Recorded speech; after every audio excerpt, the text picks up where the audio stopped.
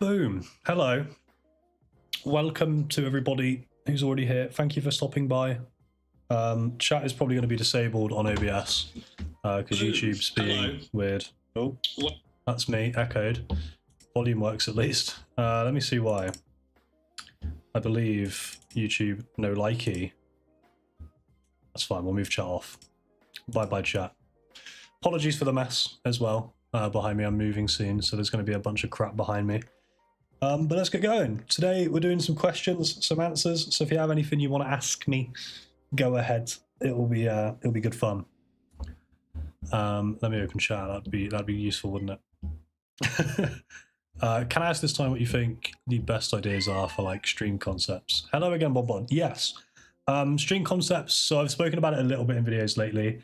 I think anything that's going to challenge you to effectively give somebody context without actually needing to ask or find it elsewhere. So for example, on my stream, I did a bunch that I refer to for examples. So like dressing myself up and doing makeup like Rhea Ripley has a very obvious progressional starting and ending point, doesn't it, really? It's me starting as me, ending up as Rhea Ripley. So it doesn't need context. Same with the Lego stream. It was Lego stream. It had a camera on me, a camera on the Lego, and a camera on a box that said 1 sub equals like destroy or like restart progress. And I would smash it in a box. Again, that gives you concept out of the gate. You don't need to ask the streamer then, what does this stream mean? You kind of click in at any point of that stream and you know what's going on. So concept-wise, there's no like right or wrong answer necessarily, as long as you're keeping in mind that the viewer ideally needs context. So if they were to come in the middle of your stream, near the end, at the beginning, no matter what, they know what's going on. Good for retention. That's what we're going into this month a lot on the channel. Hopefully that answers your question. Question, best sauce for chips. So I'm not picky when it comes to sauces. I don't know what the best is because it depends on my mood. Like sometimes like a really thick gravy this time of year, like when it's cold out. But then I love hot sauces, and honestly, even on chips, like a Cholula is lush. Just a little sprinkling of Cholula, or like a little sprinkling of Frank's, anything. I think ketchup is a good one if you're looking for the universal best answer rather than my personal favorite. Ketchup is just the go-to for people. Shout out to mayo. I feel like some people cringe at mayo on chips. Great to dunk in. Yeah, I kind of think chips is like an all-rounder for sauce.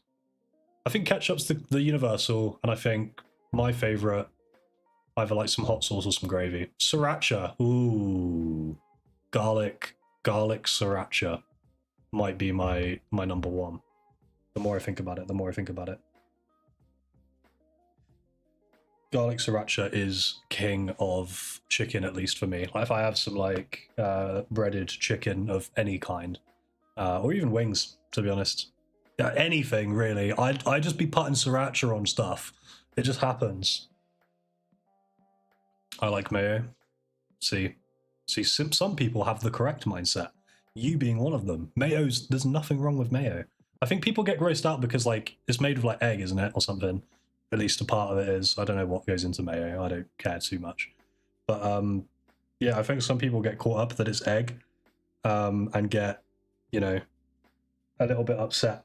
It's like, oh, it's eggy. It's not, is it? Mayo doesn't taste anything like egg, in my opinion, at least. I don't get egg from mayo. I like egg, but I don't give me an eggy kind of vibe. On topic, what do you think the next meta on streaming will be?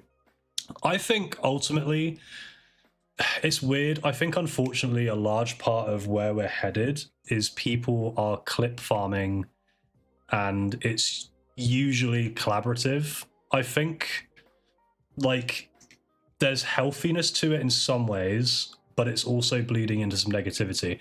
The good answer, the more positive side, is I think the next meta, or like the meta we're kind of in and moving into more, is collaboration. Because if you look at all of the bigger streamers, especially the ones in like America, there's big cliques in kind of LA, but also in Texas there's quite a lot going on, back in Dallas and stuff. you see a lot of groups, which has been a thing for maybe the better part of the last decade.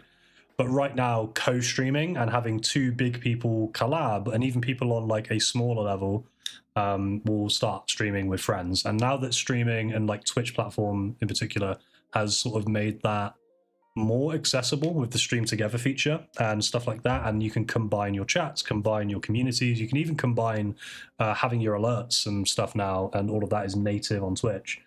Same with Kick has integrations for that, which some people are streaming on still. YouTube not as much, but you can still collaborate on your own accord. So yeah, the positive side of it is collaboration, I think, is the new meta. I think people bleeding communities into each other and propping each other up, because it also makes for better clips. And obviously, you all know if you watch me that I harp on that clips are the future of growth of streaming, really, because it just is. And if you have a clip with somebody where you're bouncing energy off of two people, it just makes for more watchable, funny content. Negative part of it, though, is there's clip farming galore, sometimes at the expense of other people, unfortunately. So I feel like sometimes people are kind of using each other in that, only really in the big scenarios, like the celebrity status people seem to be doing that a lot, where there's pranks that are going wrong, there's people that are put in uncomfortable situations. There's so many Twitch dramas coming out all year, every year, which is just silly, really. But collaboration, I think, is where we're headed. There's a lot of out and about stuff, a lot of people gaming, but gaming's kind of falling off. It's becoming like IRL, sit in my room with me whilst we do this. Let's go on a day out here. Let's go vlogging out and about, like all of that stuff, you know. QP Mayo is the GOAT. That's the Japanese stuff, right? Or at least I think that might be just me guessing a country, but I think it comes from Japan. Phase, speed, etc. seems to have cracked IRL wide open again. Exactly, yeah. So speed especially is like the king of it right now. But even like people I watch from like the Japan side of thing, I watch a lot of people. So like Seadog VA or just Connor Dog now. Pete, who I think now just goes by Pete, but used to be Premier 2, is really good at it. You've got like basically that whole group do walking throughout Japan, or I'm going to go for a night of drinking and just sort of show you around the bars, or I'm going to go to a restaurant that's like a specific gaming cafe. Stuff like that I think is really cool. That's another big kind of meta, and it's becoming again like more collaborative. Like it's usually a few people that both stream or like all stream coming together, so it's cool to see. I think the IRL stuff and the collaborative stuff is more creative than just sitting and playing a game. It's definitely what I leaned into as well. When I last streamed on Twitch, which was a long time ago now, I did Magic the Gathering with my friend. I did the Lego stream. I did the cooking stream. I did the makeup stream. I was trying to make it more event-based concepts rather than just watch me play a game and cry because I was playing horror. But yeah, I think that's where we're headed. I want to start streaming on Twitch again, but this keeps me busy enough. Maybe once I've moved, potentially. Yeah, maybe. Who knows? Texas is a hub because of the state tax being 0%, I think. Yeah, as opposed to especially like LA, where it's, I think, like double what it normally is, typically, like a base income tax. Not that there's really a base in the US. They're very fluctuating across states, I think. But yeah, LA is like awful. I think Arizona is another good one. Like there's a lot of people that move out to Arizona from LA, I think, for the same reason, like as a tax haven a little bit, which is cool. But Dallas looks all right. Like, I don't think I'd want to ever go or live in LA if I was a creator anyway. It makes sense for opportunity, but I think it's just so convoluted and it's almost like non-human. This light is destroying my eyeballs. I put a ring, let me turn it down. I put a little ring light on because it'd be dark in here and I've not got all my setup. There we go, that's better. Because I've been packing. But yeah, I do think collaboration is the key to at least a little bit of a growth boost, like for sure. I think some people don't bother at all with and just stay in their own lane, which is fine if you know what you're doing. But yeah, I do think opening up to another audience, it just gives you that extra reach, doesn't it? So.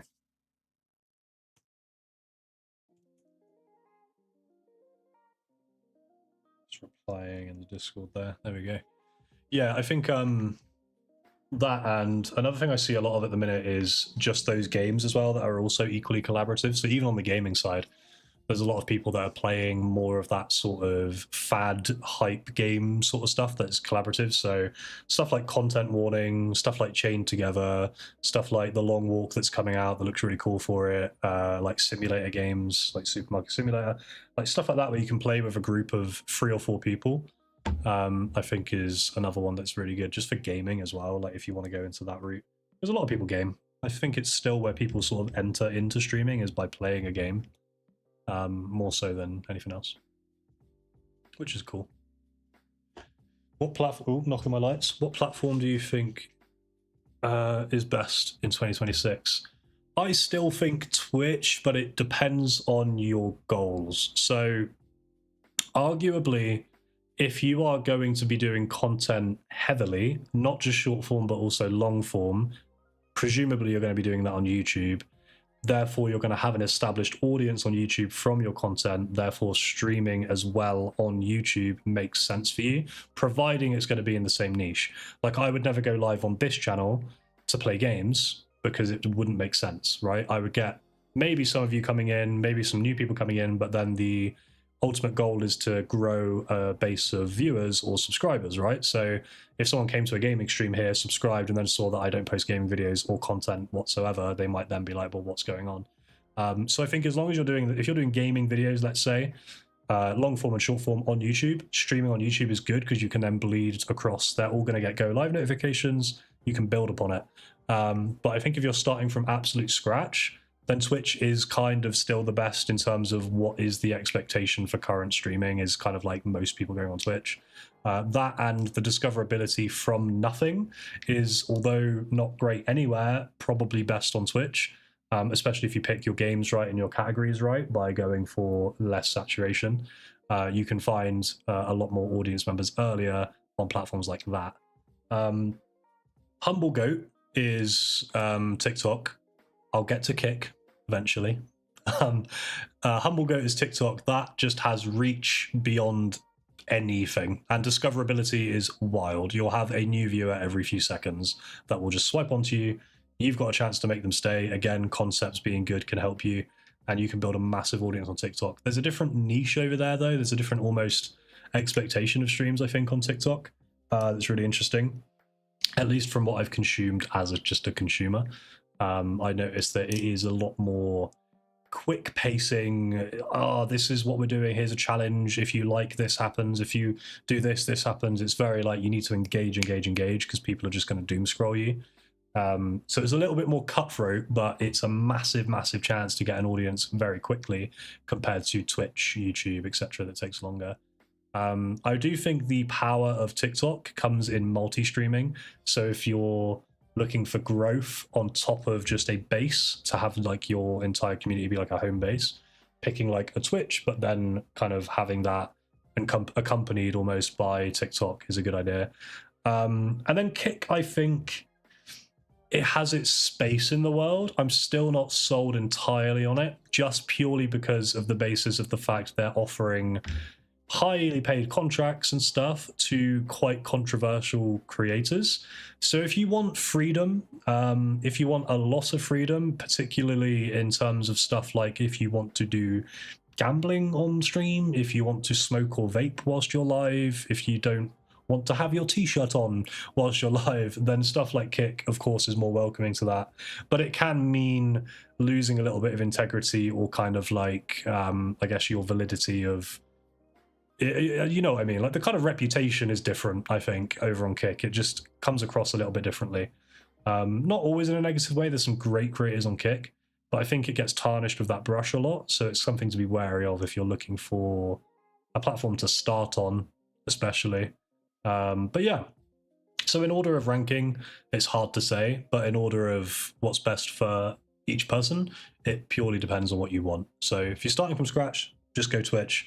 If you've got an audience, you want to do content, do YouTube. If you really want to push yourself to grow, do Twitch and YouTube, whichever one, plus TikTok on top. If you just want to do fast-paced, like clicks, just do TikTok, I guess. And if you want like absolute freedom with your settings, I might have some buffering, apparently, I'm being warned. Apologies. Again, I'm packing up and not everything is plugged in like my TP links. Who knows? But yeah, if you want absolute freedom, kick.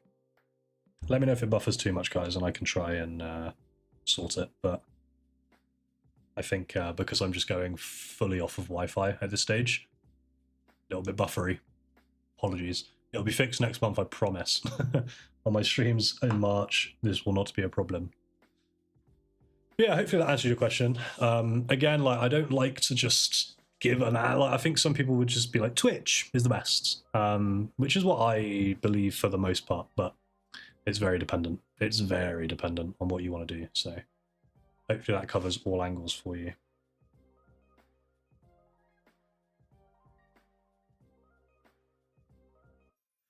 But yeah, hit me up if you have any other questions, anybody, or anything like that. Let me know. I'm going to open this widget that it's telling me to open. Yeah, it's not liking me. It might be buffering. I'm sorry. Ruh-roh. I could plug in my TP link again for next stream, just for the sake of getting February done smoothly before we move. And we'll get a little bit better that way. Hopefully, at least.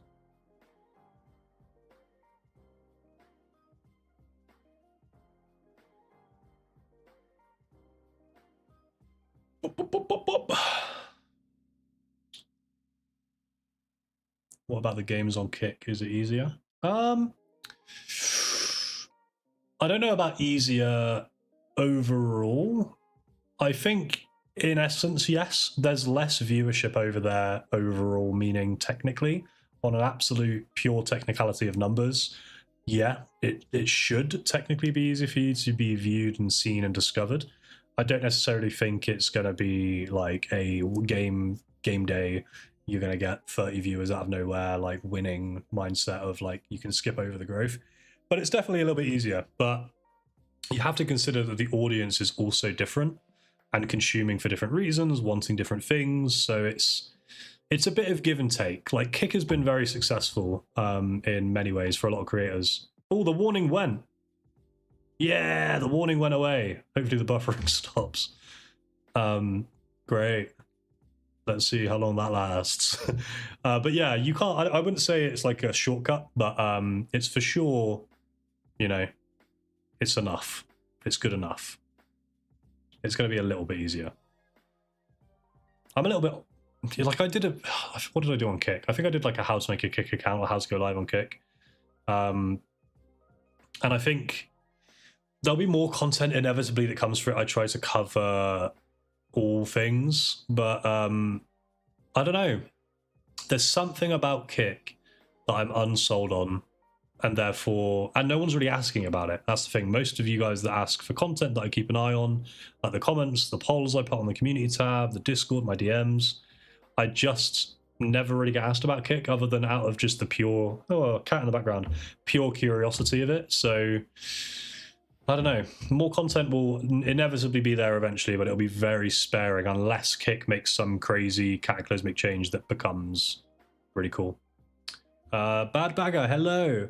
I'm trying to do multi-streaming on Twitch, YouTube, and TikTok, but man, the stream key thing for YouTube and TikTok is so annoying. Yeah, it can get just to be a massive pain. I use, personally, when I restream, when I multi-stream, I use Restream, which is annoyingly paid for the sake of it being good. It just costs money, unfortunately.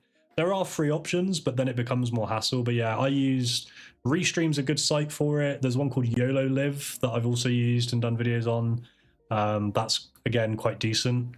Restream as well, which is quite nice, is if you don't have enough TikTok followers for the go live feature, they actually can submit a request for you to bypass that. So if you've got a small account that you've just started, you can still go live on TikTok, which is quite nice. But it is quite annoying. I'd recommend though, if you really want to multi-stream and you want to do it with no hassle and extra quality, and you've got the little bit of money per month to spend on it, Restream I think is the best one I've personally used out of all of them for sure. That one I used to do Twitch with TikTok, and at one point I think I did Twitch, Kick, and TikTok for like 1 or 2 streams, and that one was like decent enough. YOLO Live was good as well, but I think it was a little bit more for bigger streaming stuff. So if you're going to multi-stream across like 7 platforms and it costed more, but Restream, I think I paid for like the bare minimum version. And that got me live across 3 platforms pretty consistently, which is quite good. So I'd recommend that if that helps. It's just really, really annoying. It's just a shame that you can't just, like, every single platform has a stream key or like a way to go live to it singularly, right? So why the fact that they don't all let you do that from one software without natively just costing money is wild. Because OBS exists, you can stream to a platform from it. There's nothing stopping them being able to just integrate a feature that adds that in. I'm sure there's some reason, like bandwidth or whatever it might be, or just like different stresses on the software that could cause it. But, you know, hopefully one day that someone will make a free version of something that's really good. But until then, Restream. I'll look into Restream. No stress. Let me know how it goes. I think I've got a video on it somewhere if you run into any problems. I've got a little tutorial of how to use it. It's fairly easy though. You kind of just log into your accounts, and then once you've logged into all of them, you can click go live and it just sends it across. So yeah, it's all right. It's just really annoying, man. It's not too bad when it's 2. Like when you have 2 platforms, there's some places that do it for free that aren't too bad. But I used to use, for Twitch and TikTok, I did Item Vertical, which is like a plugin for OBS that lets you have a vertical screen and a landscape one. And I could stream from OBS to Twitch and from TikTok Studio on my PC as well to TikTok, but both using the OBS scenes. So I could still have alerts, pop-ups, overlays, artwork. And that was free, but when it comes to doing it on free platforms or going on like Twitch and YouTube, Twitch and Kick, like the landscape only, it becomes tough yet again, unfortunately.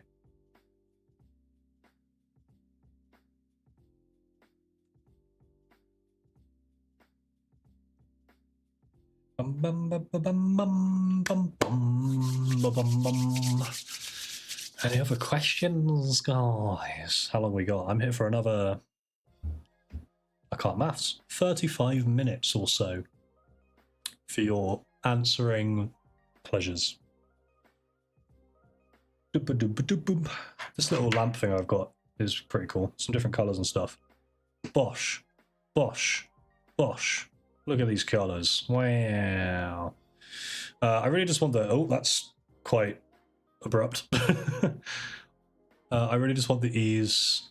I'm too much busy to twiddle with all the things before streaming. Yeah, it's a shame, isn't it? It's like, it's really annoying that these, like when you want to multi-stream, which is amazing for growth, by the way, and it's good that you're considering doing it.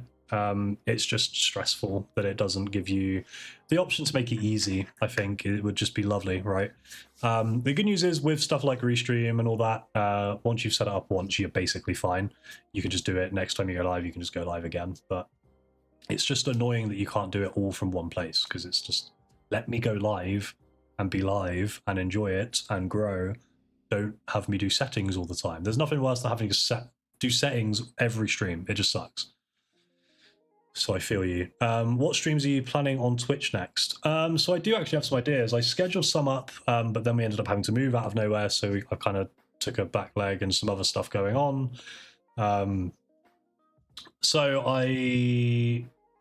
What can I say actually without ruining or spoiling stuff? I could probably tell you most of it. Essentially I got the Avatar game on PlayStation, so I was going to do some streams playing that, because I find playing story stuff on stream is quite fun. It's what I started doing back in the day with Undertale and Stardew, stuff like that. So I was going to play the Avatar game, and my partner Naz was going to do my face paint like a Na'vi and stuff, which would be fun, like a little makeup-y silly stream. I just like doing silly streams like that. I had another idea for doing more Magic the Gathering content. I quite like TCGs and card games. I'm just going to do some more of that. I was also going to play an MMO with my friends. We were going to role play our characters in it, just for a little bit of like D&D-esque vibes, and just for some funny, clips and moments. Do some role playing. I also really want to do more. I think the direction my content's going to head streaming wise on Twitch is I don't really want to do it for growth, because I do YouTube for growth for the most part, right? I'm building out this channel as best I can. Twitch I want as just my hobby space. So for me, it's going to be more just selfish concepts over there that are just fun to do. And I want to do a lot of IRL stuff. Like I love doing Lego sets, so I'd like to do more of that in the future if I can get some that I kind of want over time. Again, TCG stuff, so maybe opening some cheap packs over time, or playing the game with friends, etc. Still do a lot of D&D, and we spoke last time I was live on Twitch about maybe doing some D&D style streams or like little one-shots. Because I've got enough cameras to set up like a little rig now that would be quite cool, like a round table, almost Critical Role-esque, where there's a camera on everyone. Some stuff like that for some board games and stuff, because I love playing board games too. I think it'd be quite cool. Just very like IRL stuff, you know. I was also toying with the idea of, just for my own motivation, potentially like doing some IRL vloggy type streams of just my journey with like fitness, because I have chronic pain and loads of undiagnosed issues, so trying to maybe log that, turn that into some videos with some more storyline behind it and stuff like that would be quite cool. So that's some of the ideas that were rattling in my head. Obviously as well, other games, like there'll be games galore that I'll play and stuff, but I think I kind of want Twitch to be, yeah, a little bit more for me, a little bit more pure passion, and a little bit more IRL, personally. So expect that if you're over there following. And probably I'd like to be ambitious and say from March, but we are moving on the cusp of March, I think. So maybe late March, early April, I might kick that off again. I've also got a lot going on with the channel. So it's going to be dependent on if I get some breathing space to do that, essentially, with moving and with all the content that's being made currently. So yeah. But I'd like to. I miss streaming as much as I love doing these at very least, because it gives me that, scratches that itch a little bit when I get to go live. So, but yeah, that's what I'm planning for Twitch side of things.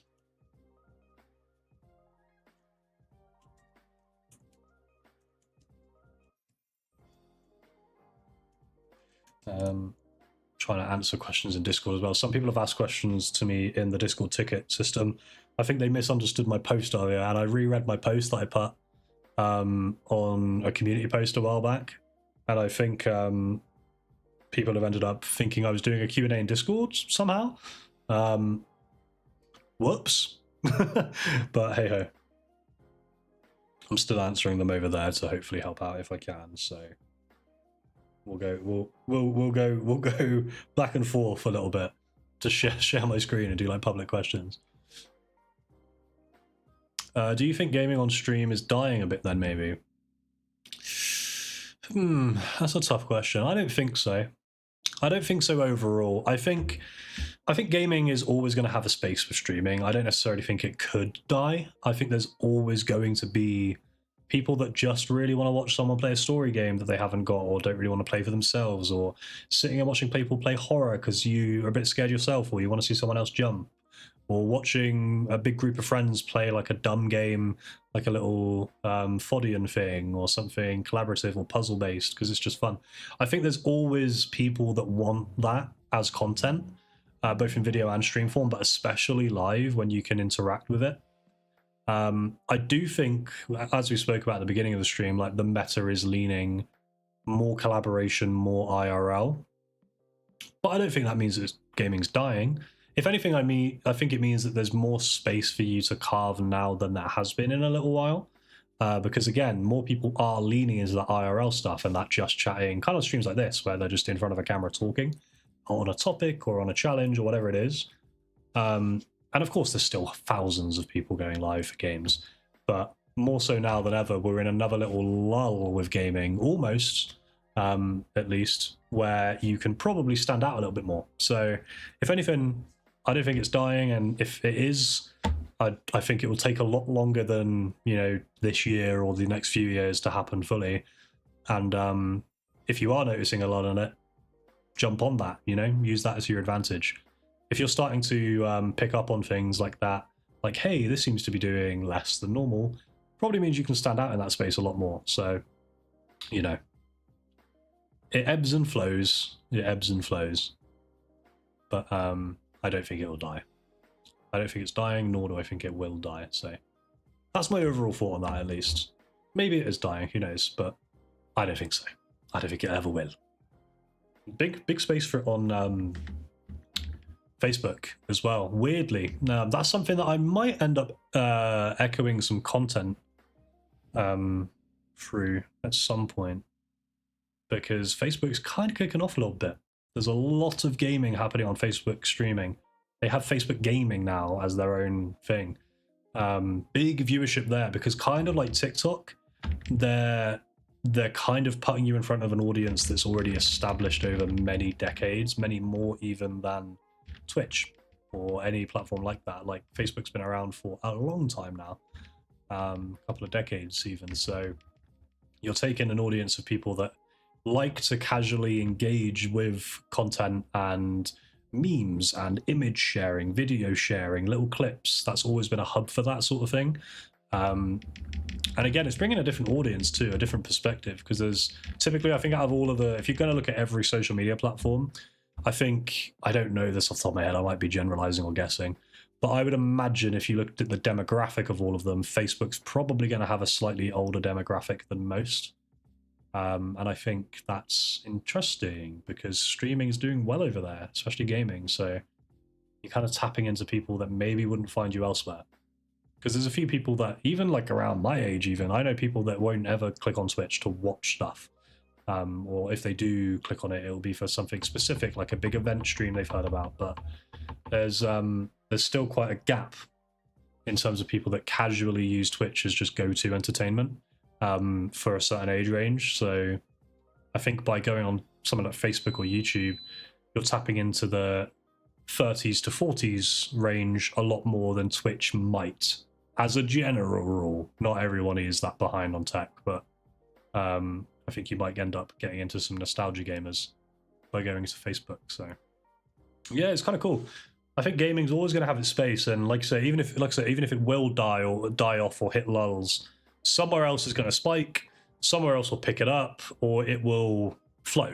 So yeah, I don't think it's dying. So to answer your question in a sentence, or in a word, no.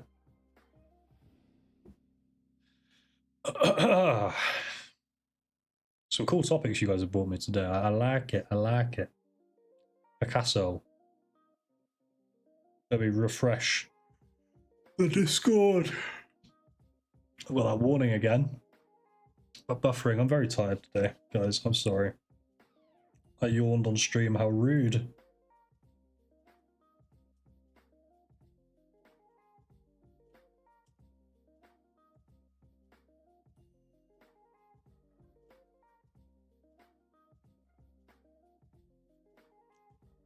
Answering one on Discord. I'm not being rude.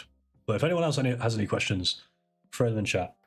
A few people have put tickets in, I've noticed, so I'm answering a few of those in the Discord server, which, by the way, is linked somewhere on the channel if you care to join. There's some information I throw in there about stuff occasionally, but it's more of just a social space and somewhere you can hit me up with questions more directly if you'd like to. I'm up to date with them now. W's. Big ups, big ups. We've got about just under half an hour left, my friends. I need to pack more, and I really don't want to pack more. We bought some above the microphone here. Here. We bought some more boxes today to pack with. We need to get rid of our kitchen stuff and all of that, which is so annoying. So we bought some bubble wrap as well. I hate having to buy stuff that's so temporary. Such a money waste, but hey ho. Have you had any thoughts on any AI tools you think might help streamers? Yeah, so obviously the one I promote most is Nexus Clips, purely because that one is not generative, it's just efficiency based. And that's the difference for me, I think, that stands out. I really don't like generative AI all that much because I think it takes away a little bit. I think it's got its space. I think if people use it to doll up something, like make this image that I've already made myself look a bit more contrasty, or make the skin tone more natural, fine. You've made the art, fine. I just don't love when people use it to generate videos for commercial use or artwork for commercial use, because it takes away from not just the creativity that you can do yourself, but also the jobs that other people are doing, like freelancers and people that just do those jobs. Like video editing is one of those that's dying off quite a lot now because of it, in a grander sense. Because short form, again, I don't really mind that it cuts it up for me. Long form videos, I don't want an AI doing that, because it's going to lose a little bit of taste and touch, and it's not going to have those kind of artistic little mannerisms that you can throw in, or like the comedic pauses or the timing cues that a human's naturally going to have, at least yet. Who knows what's coming. So I'm mixed on it. The issue with the AI tools is I don't know what to recommend, purely because I think like a lot of people, I'm still figuring out my own stance on where the line is. Because some things I'm okay with, but then some I'm not, and then other things I'm like, you could ask me a million different questions about, do you think this is okay? Do you think this is okay? When it comes to what AI can do, and you're never really gonna land me right in the middle, which is it's stressful. It's so stressful with AI tools, because I hate them for that reason in a lot of ways, but I love them for the efficiency.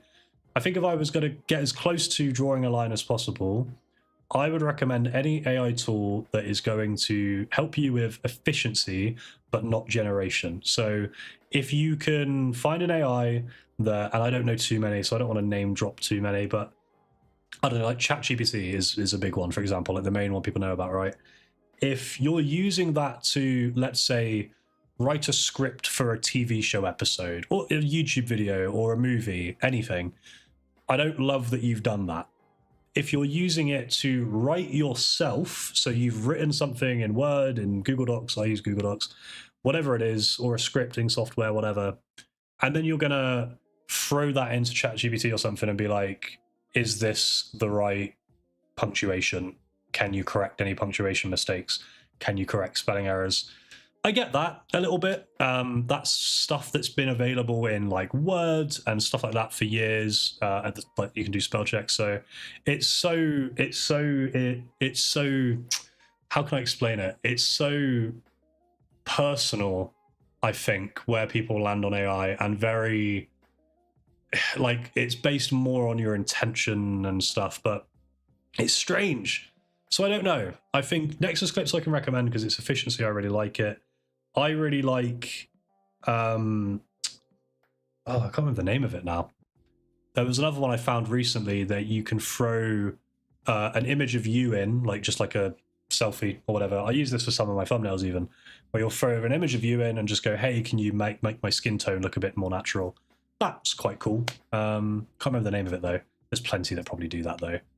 But yeah, I just think, I don't know. Generative, don't love. Efficiency, do love. And I think that's where I'll leave it. Trade offer. Let me catch up a little bit. I had a rambling because AI is so interesting to me, but yeah. I saw you had a Final Fantasy sponsor. That's so cool. Naz, hello, love you. Final Fantasy sponsor is lit. Yeah, that was really, really cool, actually. A little bit imposter syndrome-y. I got into Final Fantasy not too long ago by playing the MMO 14 over the lockdown when I had a lot more time to do so, mainly. But yeah, I fell in love with the franchise through that. I then played 15 with like Noctis and everybody, and then I went back and played 7 Remake. Which was heavily recommended, which is the one that sponsored me. Technically, it was Intergrade, which has some extra stuff. But yeah, Square Enix, they wanted to promote that the new episode was on Steam, and I was like, yeah. That was one of those where I was very reluctant. I usually give quite a few terms, or I have my own kind of ways of getting a contract to be collaborative enough that I don't relinquish any control or get rid of anything in terms of what I would want to say about something. Which is usually very easy with stuff like tech. But when it comes to bigger companies like that, it's kind of just a, hey, just say this, please. And I was like, yeah, okay, Final Fantasy VI, sure. So that was a really cool one, yeah. Thank you, though, for saying that it was not awesome. Good and cool. It was awesome and cool. Thanks.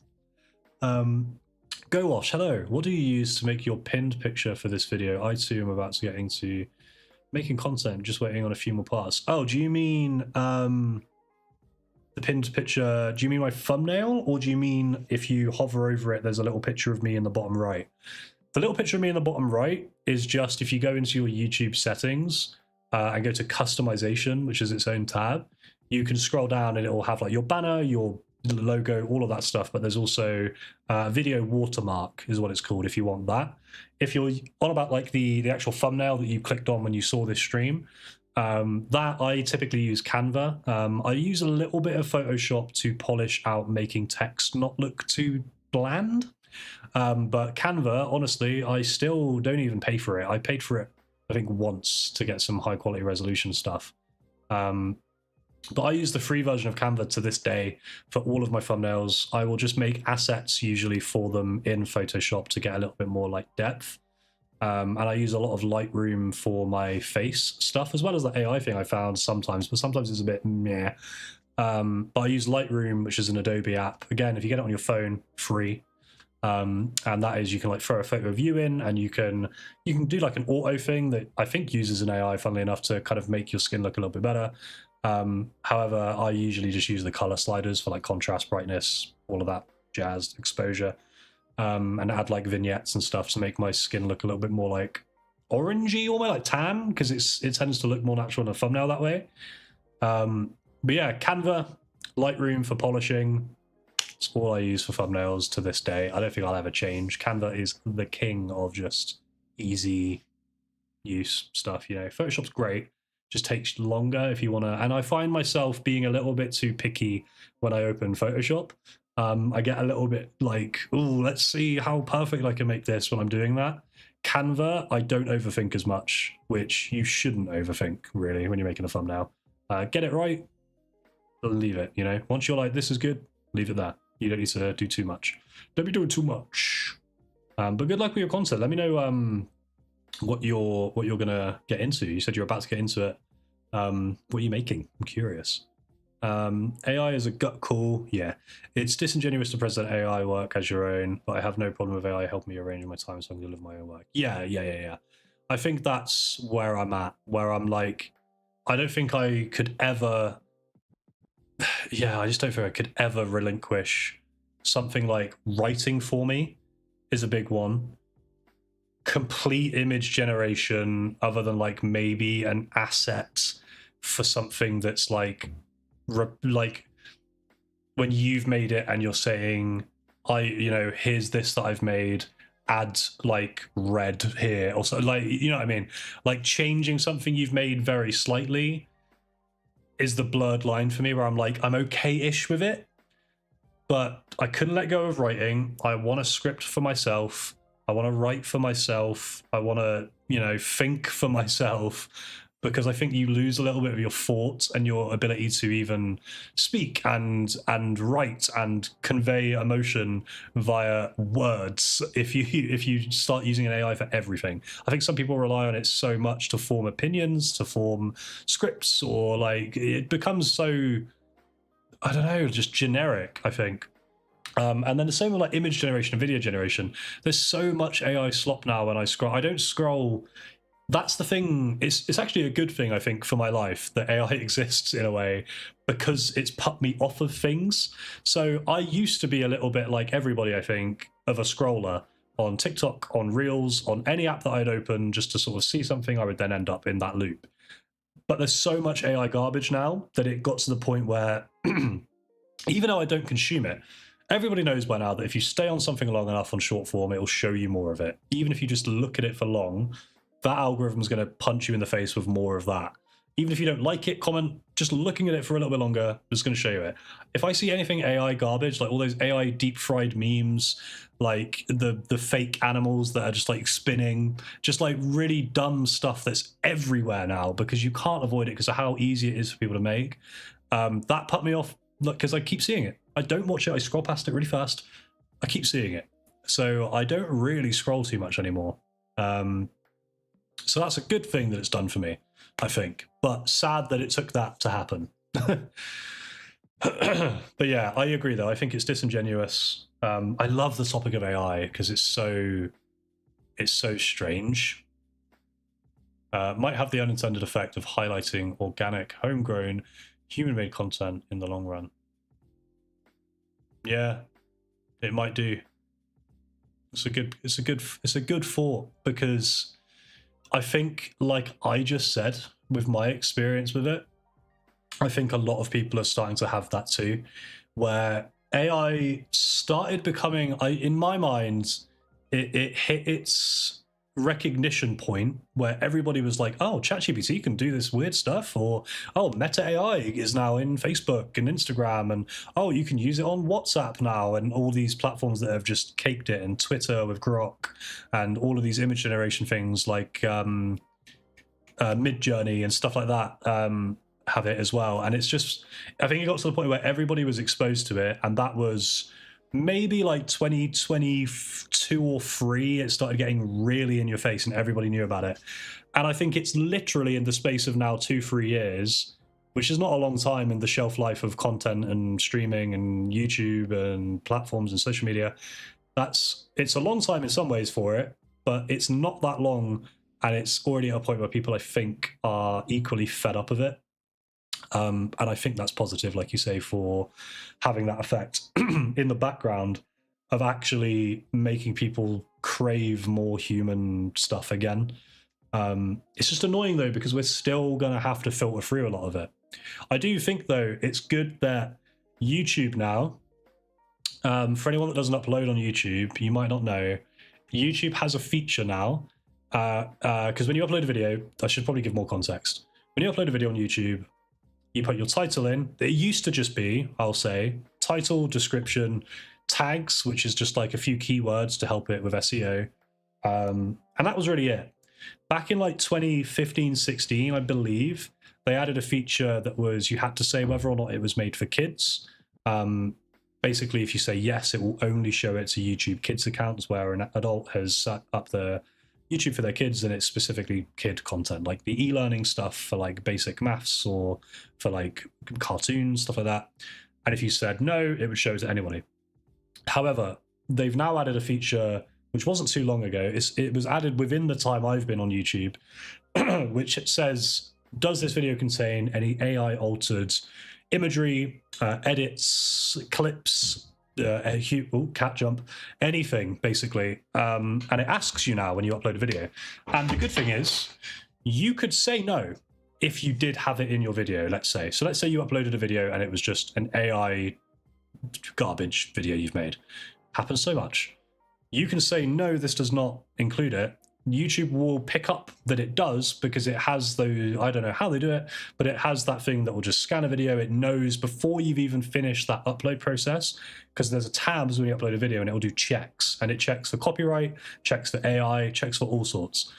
It will pick up and it will just force that to be a yes. So I think that's a positive step that I think more platforms should make, is having something that basically flags as AI, so you as a creator can't just scam, I guess, people by putting AI in your stuff without it being known. And also, as a viewer, as a consumer of YouTube and content, or anything on any platform, is what I think it should be. But on YouTube is the only one that's done it, so let's just talk about that. As a viewer of YouTube, you then get a flag that it's AI. So if you see videos in your list, you're like, this one looks interesting, there'll be a flag that's like, this uses AI. Same as if you click a video, like you'll see on some of mine, if I have a sponsored segment, it will pop up at the beginning saying this video has features. I think it says this video features paid promotion. It does the same with AI now. So, and I think they're making that harsher in a few months on YouTube, because I'm in like a community on YouTube that you get some early updates, which is nice. And they're going to be clamping down on the AI stuff, which is great, in my opinion. Because it stops the slop content, and it stops people making quite a lot of money, by the way, by making this slop content, because a lot of it gets views, almost like hate views, because unfortunately I think on socials, kind of like hatred and rage baiting people sells at this point. I think Twitter is rife with it, and why I've uninstalled that app. But it's just, yeah, it's weird. We're in a weird space with AI. I could talk about AI for hours. It's just strange. So yeah, like efficiency tools is great when it's helping you arrange your timing and your kind of like saving you time, essentially. The rest is not really needed. Like the thing that makes me stressed, to close out on AI, the thing that stresses me out is that the first examples we've seen of AI being integrated into humanity has been purely, almost exclusively, generative for creative means. And that's insane. We didn't make it to cure diseases. We didn't make it come out of the gates with the ability to help you with tasks that you wouldn't want to do in your life. We're removing the very tasks that are like so humanly connective, tissue-based stuff of being alive. Like, it's art and it's being taken. Stop. But anyway, yeah, I'll stop for a second. Hello, Fortune Days. I think I'd only use it to help make thumbnails, but I'm very new to YouTube. That's becoming common. Again, like, I'm on the fence with the thumbnail thing. I think it can be good. I've used it, if you look at some of my recent thumbnails, I've used it to, I take photos of me for like the thumbnails. It's usually a phone on a tripod. I do like a face and stuff like that. And sometimes I'll edit it and I'll throw it into, there's this AI program that basically just changes your skin tone to be more like shiny, which I don't know how to do in Photoshop. And if I did, it would look bad. And I don't mind it for like that, again, like where I've made the image myself, I've done the edits to it myself, and I've just been like, make me look shiny. Again, even that, sometimes I feel guilty that I've even done that. But yeah, if you're new to YouTube, I can see why it's attractive. But I would recommend learning a little bit of, like, there is free programs like Canva that are so easy that I use for all of mine. My thumbnails could be, I'd forgive any of you for telling me my thumbnails look super basic, because they do, because I make them myself. I don't know necessarily how to make the fanciest stuff in Photoshop or the fanciest stuff in any app, really. So they do, some of them are a little bit basic, but they do the job, you know. The lights bang, thank you. It's a little, there's a video coming soon that we're working with Timu on, and there's a few little bits here. This is like a sunset lamp and a little like astrological lamp. So I've been testing out a few bits in some video stuff and streaming to see how I feel about it, and then we're doing a video in March for Timu, so we'll see how that goes.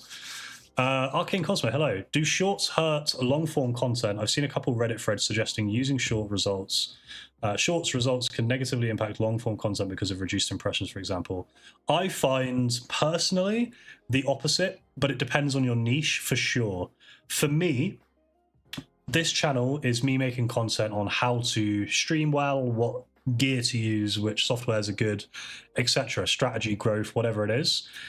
By posting shorts, I'm giving you little tidbits. If you look at all my shorts, they do okay views. Like every day, it's maybe like 1,000 views on a short that I post, and over time they grow as well. But if I post a short today, you'll probably get around 1,000 views, which is pretty like baseline. It might sound like a lot, but in short form world, it's not too many.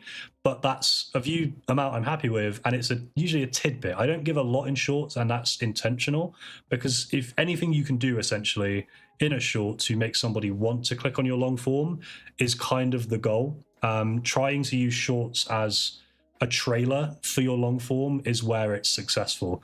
I think where it hurts long form is if it's in replacement of it. If you give too much in your shorts, or if you're putting all of your effort in to make them really high quality, that's fine. You can make a career, a living, some money off of shorts as well. You can get good views, whatever your goal is. However, by putting in that amount of effort and making it feel like the main attraction, it will be treated like the main attraction. I make my shorts feel almost lackluster in some ways, or like, well, that's a good little tip, bro, but where's the rest? In the means that then hopefully you'll click my channel and see that the content lives longer form. So it depends on your strategy for it. There's no like, yes, this will hurt, or no, it won't, but it's strategy based. So yeah, like I said, the big thing for me is treating shorts like a trailer for longer form rather than the main attraction, would be my takeaway for it. But it can hurt it if you do it wrong, for sure. So the Reddit threads aren't wrong. It just depends on the strategy. Twitch should start setting up more protections as AI streamers are popping up more and more. Yeah. And not just AI-powered meme streams like AI Seinfeld, more clarity, different splits, whatever, to desensitize people. Yeah, I do think there should be a lot more clarity, is like you said, for the usage of it.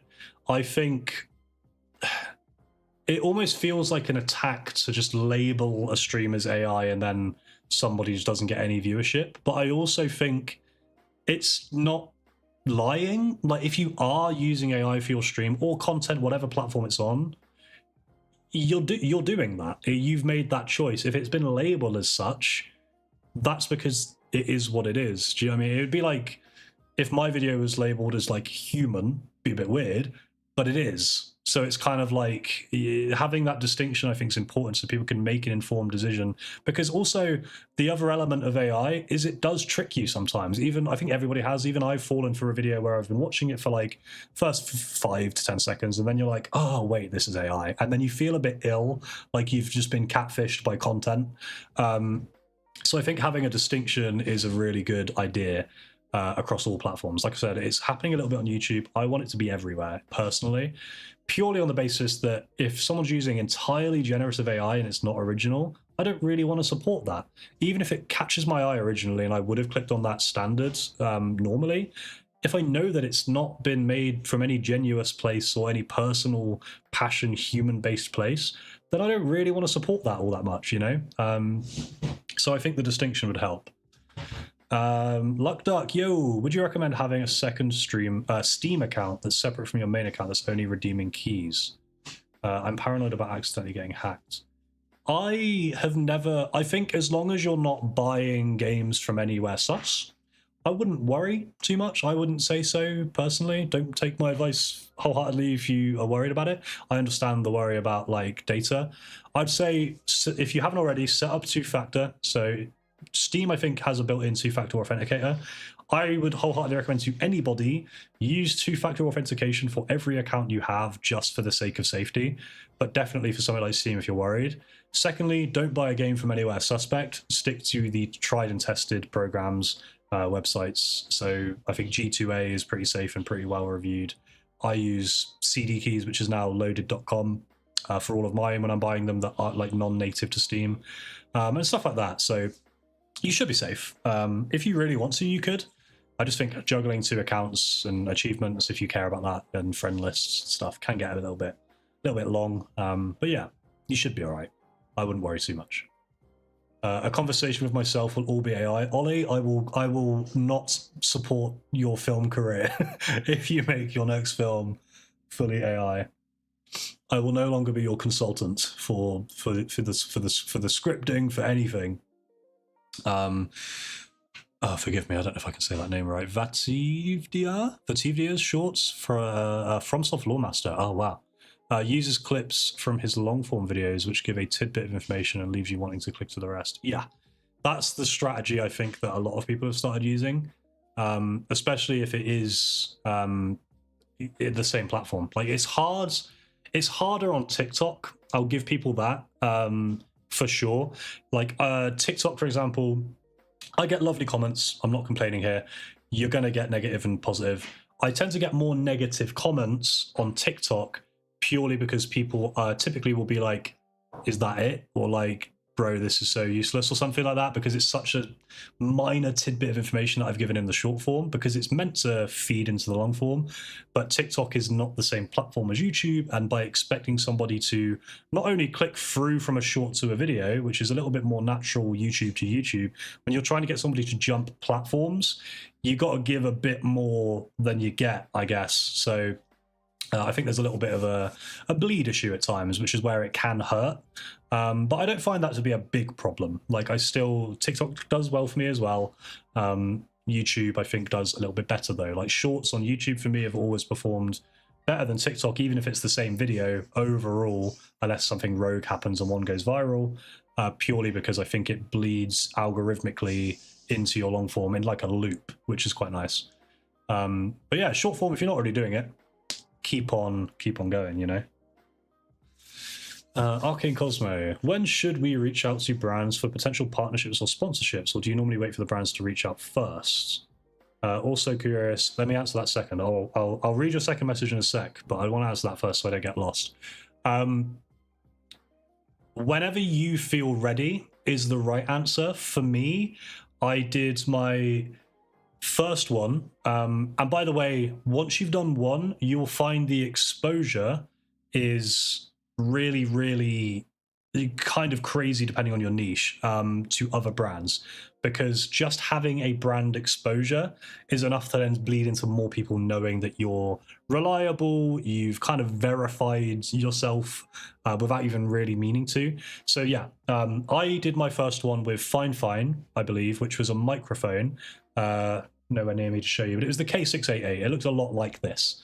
And I got that one by reaching out to them personally, and this was around 1,000 subscribers, and I was getting maybe 20k views per month ish at the time on my YouTube channel. And to jump to now, I've not come much further. I'm at like 7 point something. I don't have any to look at. 7k subscribers ish, and I'm getting 300k views at the month rough on YouTube.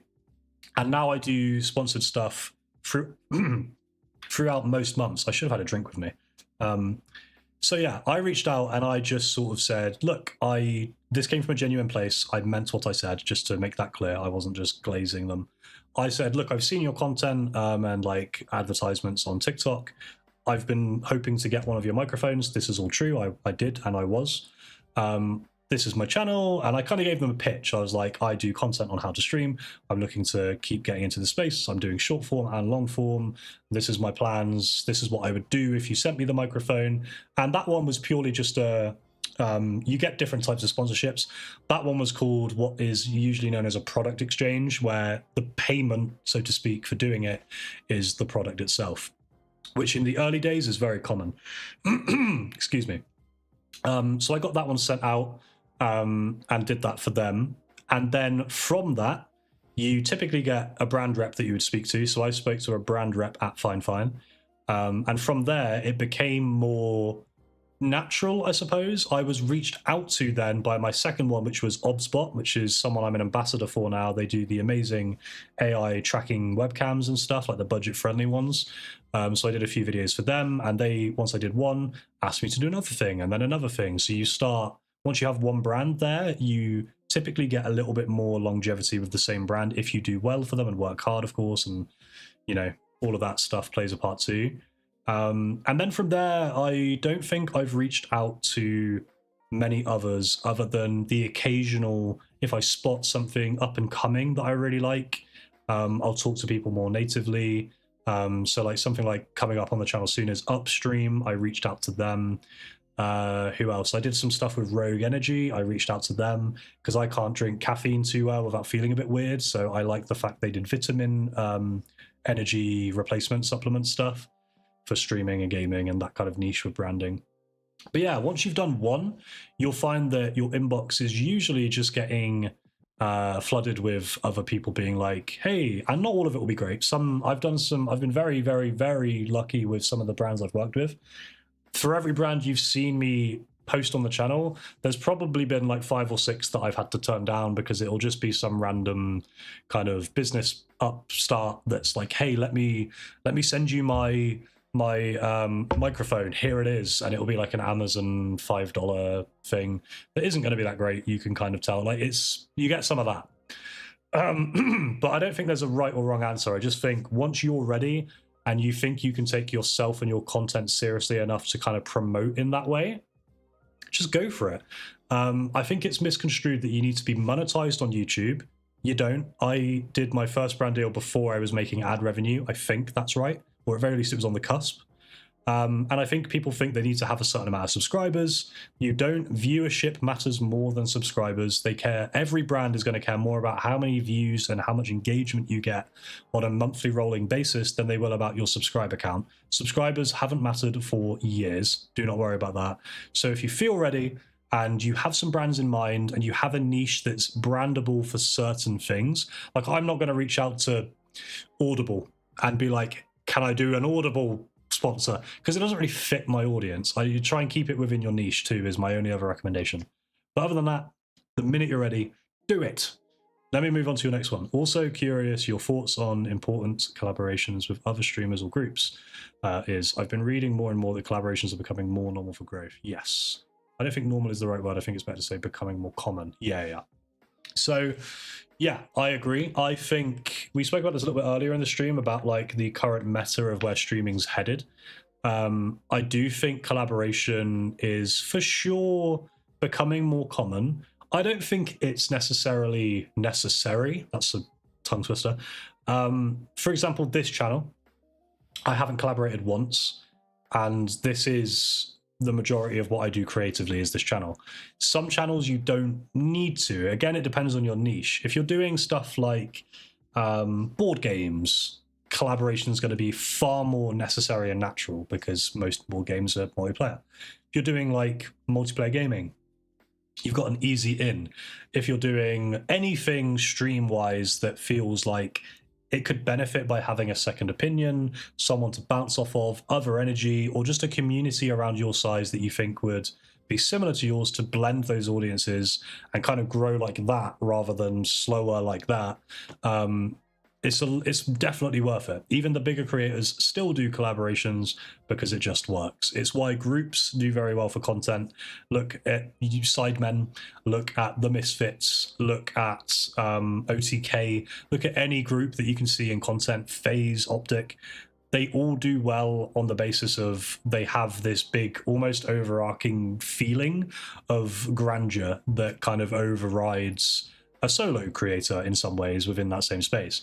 But it isn't necessary all the time. So if you have content a little bit like mine, that's more, most of my videos are me just providing you information from my brain, that if I added somebody else into the mix that was sat next to me, also interjecting thoughts, in some topics it would work, in some places it might be a little bit bumpy and a little bit strange.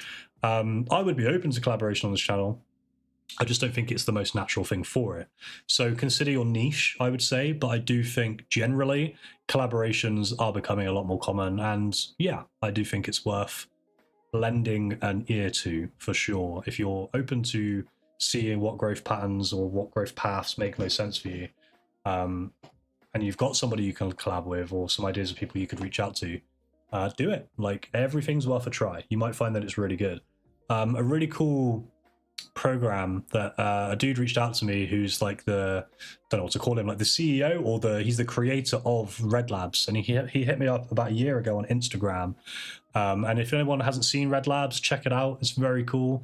Not a sponsor, I just think what he's doing is amazing. He's made a platform where you can create a co-streaming environment where essentially what you would normally have happen on Twitch with a raid, you can have happen more natively. So you can log into your Twitch account via Red Labs. You can create a streaming team without being partnered or anything like you would normally have to do on Twitch. And then you can create events. So that would be great for charity streams, which is something me and my partner have done a lot of in the past and really loved doing. You can do DJ sets. Like, he made it specifically at the beginning of the conceptual phase for DJs. So essentially one of them goes live, and then there's a lineup poster, and it's like a digital concert. So one of you will go live, and then once your stream ends, the program, Red Labs, will automatically send all the viewers from there to that next stream in line, and it will go down a lineup like a stage would at a festival. But you can also use that for gaming, for anything like that. So I think it's worth looking at, especially if you're going to be collaborating and you want to create a team of people, especially like if you're just starting out, you're smaller. Stuff like that is invaluable. Because you get that native platform where people can see an event space. You could also do your own artwork to sort of push this more. So if you're going to do a collaborative stream, like, make an art piece, make a poster or a flyer, put it on a story, put it in your Discords, put it in an Instagram post, whatever it is. And if you have a group of people doing that, you're of course going to see some bigger growth, right? So I would fully, if no one's checked out Red Labs yet, from, I think I mentioned it in like a short a while ago, do it. It's sick, and something I would wholeheartedly recommend. Especially because, like, it's great to see something made. The reason I ended up promoting him without even asking, like, he never paid me, it's not a sponsor. I like to make that clear because I know I do a fair bit that is. It's just, it made me very happy to see somebody making a tool, putting his own funding into it, his own time, doesn't get paid, it's not his full-time thing, I don't believe. And he did it purely on the basis, and it's free, purely on the basis of trying to make music streamers and charity streams more accessible for groups of people, which I think is really important. So it's really nice to have met him digitally and, you know, done a bit of stuff to promote that. It's just really cool. Obspot is genuinely great. Yeah, I think so too. I took on the ambassadorship purely on the basis of every piece of tech I've looked at now, which is at this point quite a lot, and specifically in the space of microphones and cameras. I don't think anything's come close to the impressive nature of what HubSpot's doing with their camera, the kind of pioneering they're doing with AI integrated physical moving PTZ cameras, and the budget that they're selling them for still being maybe not quite entry level, but like that step above where like you're not spending a tenner or like $10 on Amazon, but you are jumping to that next price point. I think they're good in that kind of realm. So I think, yeah, HubSpot is just one that I'm enamored by. Whenever they release a new project or product, it seems to just be all the more impressive than the last one. So fair play.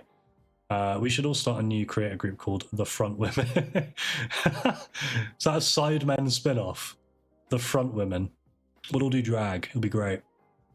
Your responses were very insightful and valuable. I appreciate you taking the time to answer my questions. No problem. Thank you for stopping in and asking a question in the first place. Big love and all the best with your creative journey. Is there any more questions? I've got like another few minutes that was scheduled, and then yeah, we'll kind of wind down with the last few if anyone wants to ask anything else. There's one more Discord thing.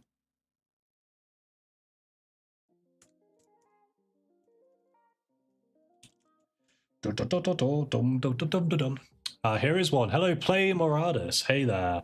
How would you balance streaming mainline game streams versus indie games? I love supporting smaller devs that I find interesting, but I assume more well-known titles help grow faster. Yeah, I think there's the balance that I always tend to kind of recommend to people is evergreen versus trend. So I think indie fits into both of those categories in different ways, because I think there's quite a lot of love for indies and a lot of respect for indies in both. And by evergreen and trend, I mean evergreen content is you should always have a baseline game or a couple of games, a handful, that are always relevant on Twitch. Example I always give is like Stardew, Terraria, games that don't die, right? GTA Online, all of those. Trend games are games that pop up, come out new, like Animo was one we spoke about last week or 2 weeks ago. And games like Chained Together, ones that pop up, get to work, stuff like that, and then fade away after a few months.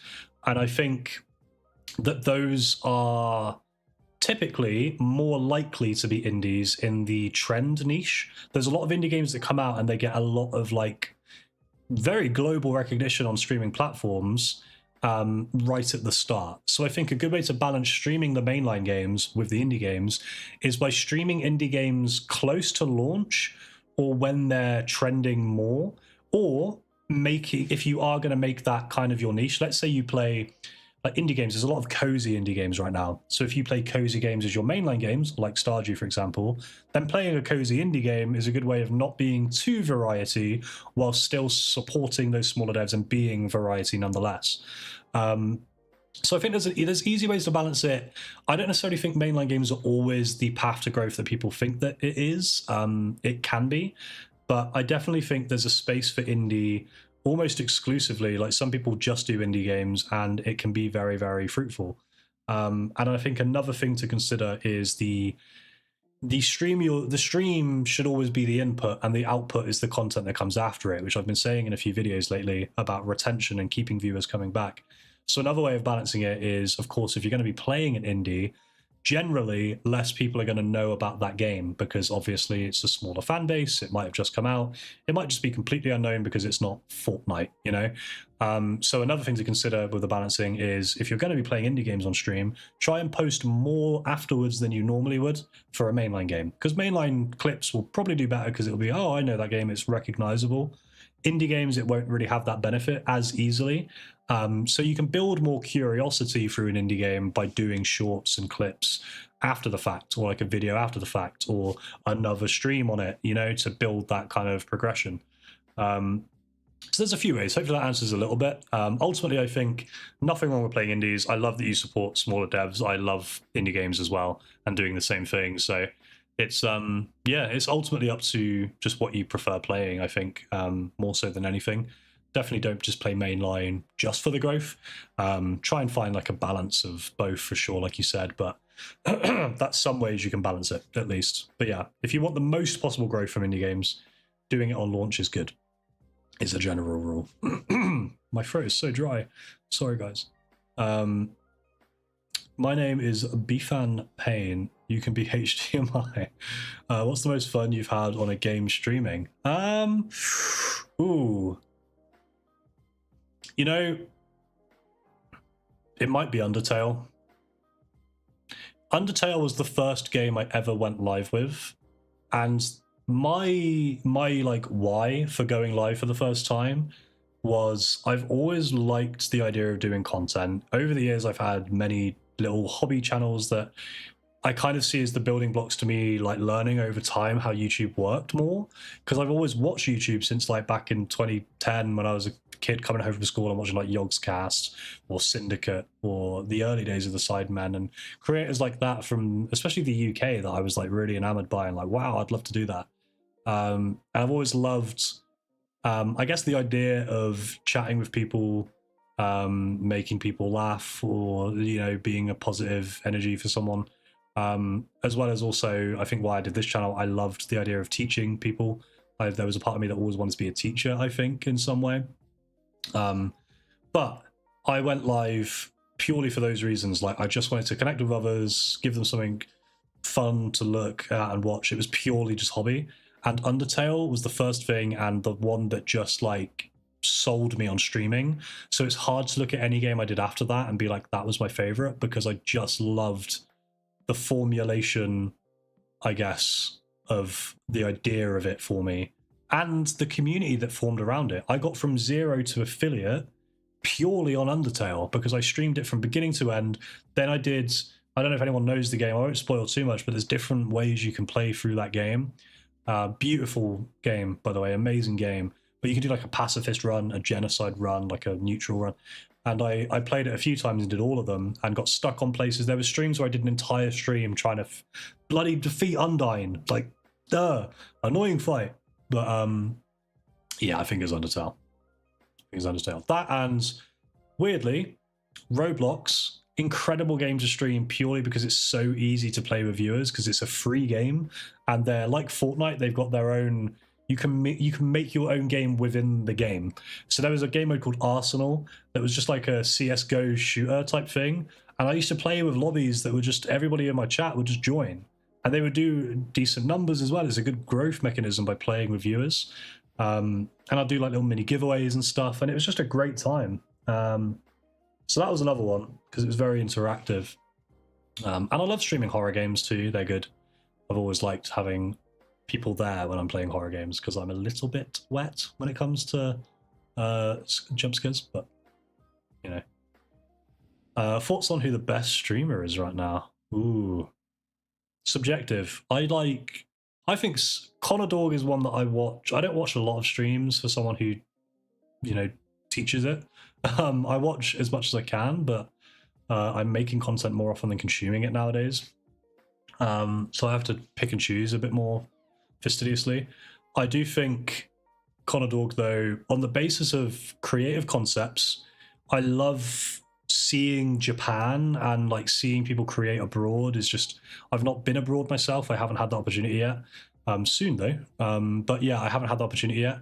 So it's nice to see that. And then also he does very big charitable stuff, which is just honorable, like the cycle streams, cyclothon, the auction streams. They're interesting, they're fun. He brings in plethoras of other streamers. He's big in that kind of grander picture of streamer space, and I think what he makes is just honorable, wholesome content. It's just cool. Would love to meet the guy. Undertale bangs, shout out Toriel. Yeah, shout out Toriel, man. She just wants to protect you, and we're just the little bumholes that run away and get into fights. Thank you. You're welcome. What would be a good way to continue a project once you realize you're not that into it anymore? Whether it's the gameplay itself, the content, or the vibe doesn't mesh well. That's probably related more to Let's Play videos. Haha. Yeah. I think it's different, You said Let's Play videos, so I'll treat it as if you're asking specifically about that. I think if you don't really... I'm making a video on this soon for members, but I'll give a little bit of it here. The way I tend to do ideas for my content in a continuity sense, as well as just looking at it as individual pieces, is I don't really sit down and brainstorm what I want to make. I typically have an ongoing list that has hundreds of ideas on my notes on my phone, and I'll typically go through and I'll actually just remove ideas. So rather than picking stuff that I want to do and brainstorming it, I actually just scrap ideas that I don't want to make, because of many reasons. Whether that's I don't think it's worth my time, I don't think anyone would want to see it, I don't think I could offer anything new to something that's been done many times before, maybe the passion isn't there, maybe my overarching purpose of wanting to help people isn't in it.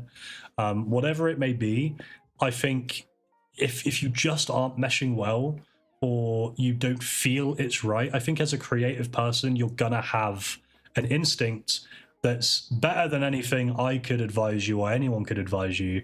If your instinct is telling you, I don't think I'm into this, or I don't think this is right, or I don't think it's not vibing with the audience or me, I would say there's nothing wrong with the way to path through that being cutting it off and completely pivoting, especially if you're a smaller creator or just starting out. There's nothing wrong with that. Like if you're doing a Let's Play series and you're like, don't think I love this anymore, do one episode that just kind of seals the deal, says, hey, I think I'm done with this. Let's round it out with a nice little ending. If you guys want to see more of it, let me know.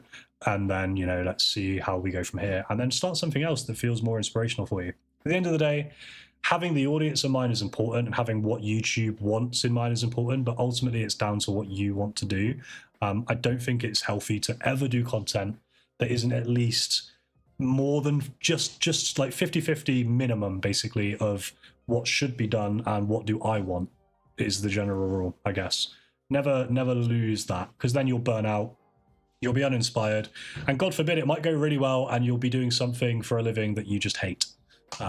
So might not be overly helpful to just say stop if you don't feel it, because sometimes it might just take a while. But if you're fully instinctually like, this isn't right, don't do it. Don't waste the time. Pivot. It's completely fine.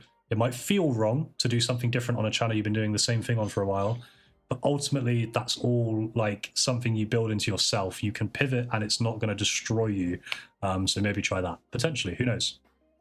Or keep it going and just be like really upset when you blow up and that's all you do now. You might want that. You might want that. This is where I tell you, I confess you guys, I hate streaming. I don't want to do this content. I'm kidding. No, yeah. Try and be healthy. Try and be happy with your content. Treat it like what you like. Content should be what you love to do, not something that you feel like you should have to do. So yeah, I think I went around in circles a few times with that one.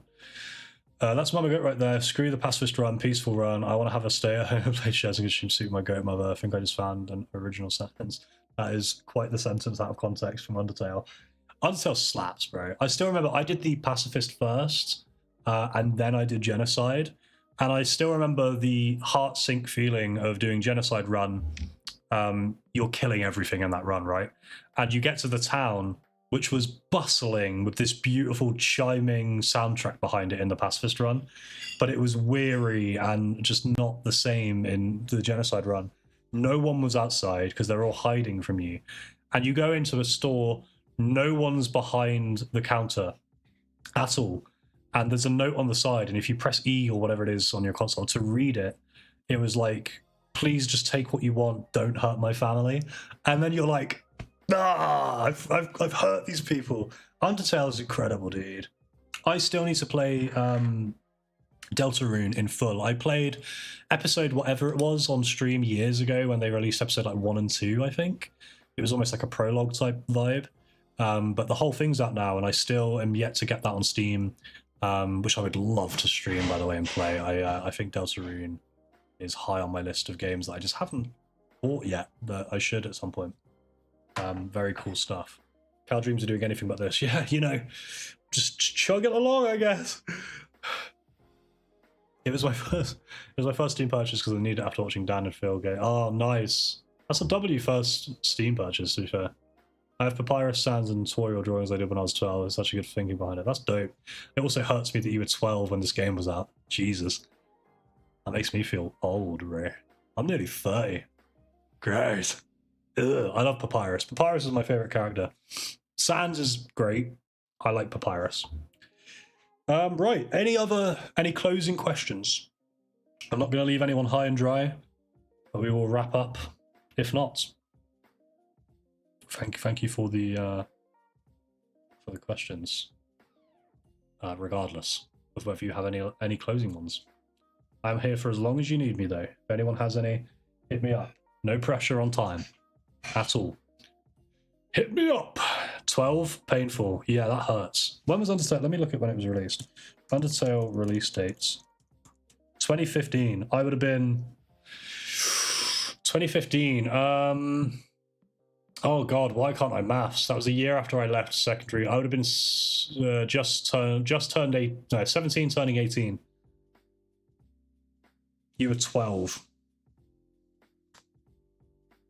Crazy work. Crazy work.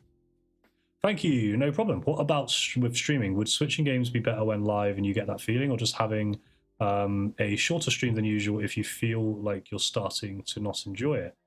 Thank you for the £2 donation, by the way. That's very kind, and you guys should never do this. But I love you. It means so much. I feel so awkward when people donate because I don't know how to react other than just thank you very much. It's insane that people support this channel in more than just viewership. So big love. Big love. To get back to your question,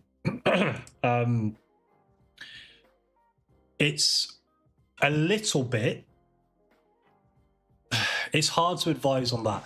It's a little bit not a good idea to switch games whilst live, but in other ways it doesn't matter too much. Unfortunately, if you're a bigger streamer, less of an impact because you have that established audience that's probably just going to stick with you. If you're a smaller streamer, though, that's still yearning for and searching for those discovery routes, by switching game on Twitch, which is where I'm assuming you're live because that's one of the places that mainly does it, but any platform, when you switch a game, you essentially have something happen in between where you're changing the category that your stream goes under, and there's a bit of a bleed that doesn't happen instantaneously from switching one game to another. So the kind of issue that you then run into is for a short while on the new game, it looks like you're playing the old game. And there you can run into some dead minutes, sometimes maybe 10 to 20 minutes of just discovery being really meh, or people coming in expecting that you're still playing the old game, but you're on a different game now. It can look a little bit like flimsy or a little bit unregulated, unstructured. So avoid that where possible when live. If anything, if you're really hating what you're playing in a live moment and you want to change, my bigger recommendation, rather than just swapping games and trying to kind of mesh it into two different things, I would just quickly say you're going to end stream and then restart it. Has its pros and cons as well. You might then dip some viewership, people thinking that it's just ended, maybe lurkers will go. It's kind of a play it by ear. Ideally, you'd be playing one thing or streaming in one category for the whole stream. But of course, we don't live in an ideal world. There's no ideal way around it other than just whatever feels best. Obviously, though, don't just sit and play something you don't want to be playing live. Like, if you do really need to change the game, it's not going to be like the bullet in the head of your channel. You'll be fine. I would recommend, though, just if you can pick something that you really like, trying to stick with that one thing is good. Very good. Yeah, just check Dan and Phil posted their series 10 years ago. Oof. I love that they came out recently and did that video where they mentioned that they were together and they were comfortable telling now. That's really cool. They did that new, I cannot remember the name of it, but they've got a new podcast now. I think it's called like Hard Launch or something. That was kind of a joke of like what they did by launching their relationship. I can see why they held off, though, because the rebuttal of them launching it was everyone being like, I knew it, which is exactly why they didn't want to be public, is because people were always shipping them rather than leaving them to just be people. But, you know, you'd have been 45 in 2015, right? Hey, dude. 30. I hate that I'm an old man to many of my friends at this point, but here I am. Thanks for the info and apologies to the iChat. No apologies necessary. As much as it infuriates an ignition of passion in me to talk on it almost in a defensive way, unfortunately, I love talking about AI. I think it's an extremely interesting topic. and one that's just so timely and important right now. So staying on the same game is good unless you decide to break into karaoke, then it's great. Yeah, to be fair, karaoke is always good. Right. Any last questions? I will keep asking, because if there are any, I'm here. Here. This little sunset lamp is literally plugged into a USB, which, by the way, don't do this. This is open circuitry, not safe. Streamer no recommend. But this little sunset lamp it's bright for a little one. Crazy. Crazy work. Guess I need to start doing terrible karaoke. Hey, it works. It works. I was actually planning on doing you can do channel point goals now, where like rather than just having channel points and redeeming them, you can have a community pool of points that people can donate towards for a achievable goal. And I'm considering making mine per month. I'll be doing, probably when I go back on Twitch, 1 stream a week, just hobbying. But I'll have a goal once per month on what was I saying? On the goal being karaoke. My brain went. I wanted the goal to be karaoke stream, because Roblox has that karaoke mode that we've played, Ollie, and like a few people I've played with. It's just funny, and I like just singing really loud. I'm not a great singer, but it's just fun in it. So that'd be fun to do on live. I've always loved karaoke in a pub as well. God. I say that like I go to the pub all the time. I don't. I'm stuck inside in pain. Living life on the edge, yes. Any last questions, though? I'll give it another few minutes before I head off, if not. But thank you all for stopping by with some amazing topics today. It's been a really fun stream. Really, really fun. And my next one will be the 28th, I believe. Unless anything changes, but it should be the 28th. It's in the live tab already. Once I finish this stream as well, I'll schedule the one for March. I'm always trying to keep 2 streams scheduled on the YouTube at once. And yeah, the next one is the channel reviews again. So there's a community post if you want me to review your Twitch stream, your YouTube channel, whatever. Go to my community tab, see where I put that I'm doing a review your channel soon, and just drop your channel in there and I can review it on that one if you want. It went well last time, it was fun, so we'll be doing that again. But yeah, 1 more minute. I'm going to wait until one more minute passes without a question. And if so, we will round off. The difference is I'm like Adele. People love my voice. An American man laughed at me. he was fun though. We went and raided him, right? And he was a really nice dude from like Grand Rapids, Michigan, I think. Shout out Ladis Butte. That's where they're from. The amount of videos I have saved of Cal singing pubs and clubs is hilarious. Yeah. Sounds like me. I do like to sing. La. If we are mid-move, though, to be fair. Yeah, exactly that. Exactly that. Exactly that. When you wind down a stream, it's just weird, isn't it? We're kind of just sat here.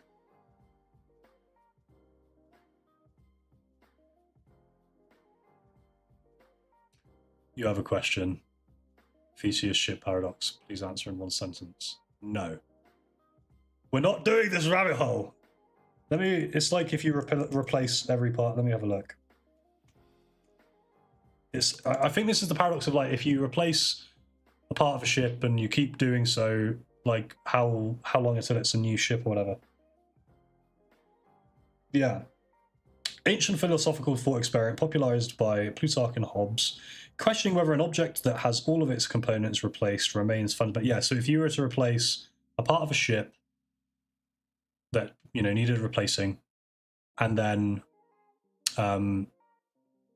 you kept doing that, and eventually you got to a point in which every part of that ship has been replaced, is it still the same ship, or is it now its own thing because it has no original parts? And the issue lies is like, because if you replace one part of the ship, it's the same ship, it just has a new part. But then you can't apply that rule when you've replaced all the parts, because then it's just a new... I think it's fairly solvable, and I think where I've landed with it previously, and where I'll land with it now, is, if I want to do 1 sentence, it'll be a long sentence. If you replace parts of a ship, it's the same ship with replaced parts. until you reach the point where the last part has been replaced, meaning all the parts are now replacements, meaning it is not any longer the same ship. The argument can be made for it should be when the majority is replaced parts, because then you have an unbalanced thing. You know what? I'm not doing this. I don't care. I do care. I hate paradoxes because I like answers and logic. I love them, but yeah. There's a video of me on crutches singing Dancing Queen at a fucking caravan park. Sick, dude. Some Brad Pitt in Snatch type shit. I will wait a further minute for more questions before I leave, with the paradox fresh in my brain. That one isn't the worst of the paradoxes, in fairness, because you can semi-land on a place where it feels right. There's worse paradoxes. There's definitely worse paradoxes. Like paradoxical.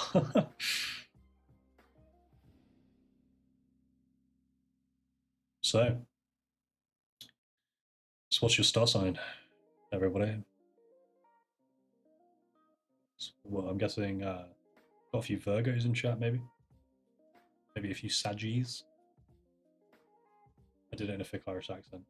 There we go. Brad Pitt mentioned. I'm waiting specifically for 2038 to hit the clock. And then I am pacing out. If I don't get another question, at least. This is the paradox I'm in, is making sure I've answered everyone's question before I leave. What a guy, am I right? I'm the type of dude you should subscribe and like to. Huh? Natural CTAs. I'm getting cringe. I should probably leave. It's still 2037 on my clock. It's delayed on my PC, or I'm like 2 minutes behind on my PC to make way for the delay in the stream. I'm like Brad Pitt's in many ways, and I'm a Leo. Big ups. Right. 2038 is hit. I am going to head off. Thank you everyone for stopping by once again and for your lovely questions and topics of discussion. They were very fun. As I said, I'll be live on the 28th, subject to my move. It might move around. Keep an eye on the live tab to do channel reviews. If you want your channel reviewed, throw it either, I think the chat saves in that live space, but I would definitely recommend actually doing it in the community tab, whether that's a YouTube channel, a Twitch channel, a Kick channel, a TikTok channel, whatever you want looking at. I can give you some tips. Feel free to ask a specific question about it if you want as well. Happy to do that. I'll do another video, another stream like this, which is also available in a VOD, by the way, so it is a video, next month, and it's rolling monthly, right? So shortly after this one, the next one will be scheduled. So I'll be back for another hour and a half, 2 hours-ish of questions and answers. But in the meantime, thank you again. I hope you all have a very nice day and or night, and I'll see you soon. Lots of videos coming out this month. Keep your eyes peeled. There's some fun stuff coming. And yeah, I'm going to love you.